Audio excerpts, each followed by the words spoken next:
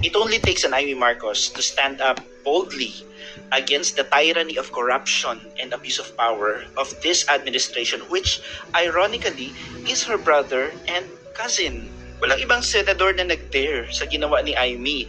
Not even the ones we expected like Risa Ontiveros. Wala, kakampi na nila BBM. Ano bang nagawa ni Amy? Actually, siya yung nag-expose sa mga malalaking skandalo na ginawa ng kanyang kapatid at kanyang pinsan. At itong mga skandalo na ito ay impeachable, gaya ng yung PI, yung People's Initiatives, na remember, in the guise of economic provisions, it was uncovered nga, di ba, that the Senate and the House of Representatives will vote as one, diluting the votes of the Senate.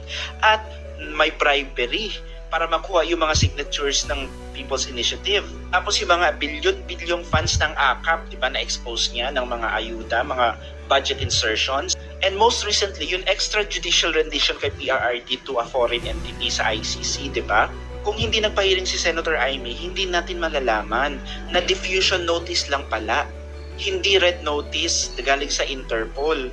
Kaya nga yung mga recommendation niya sa mga department secretaries na group effort kuno na patawad ang patong-patong na kaso ang mga sangkot sa illegal arrest at pagkidnap kay PRRD. Sa totoo lang guys, mahirap yung posisyon ni Amy kasi kapatid niya yung presidente, pinsan niya yung House Speaker, pero iba talaga si Amy. And let's be honest guys, I think Amy is risking her political future. Kasi she is caught in a crossfire talaga. Kasi walang loyalista. At karamihan sa mga DDS hindi nagbaback up sa kanya. Ayaw sa kanya. Pero ito na lang, what sets her apart is her consistency. She stays true to her principles and stands by her advocacy. Kaya more than that, she maintains a very rare beyond politics kind of friendship kay VP Inday. Tsaka na-realize ko guys, sa maniwala kayo sa hindi, si Senator Amy lang talaga yung totoong alay ni VP Sara na may tapang to face their enemies head on.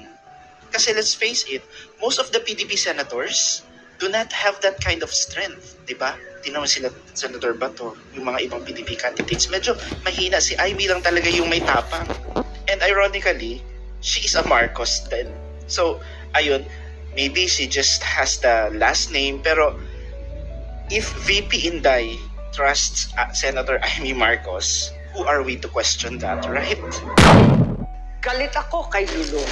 Lulong, linta, ulupong, lasong, oportunistang nasa gobyerno. Ang aking panata, labanan si Lulong. Lulong sa droga, lulong sa krimen. Nagkukunwaring nag-aabot ng tulong, ngunit lulong sa korupsyon. Galit tayo sa buwaya, sa kapangyarihan ay lulong.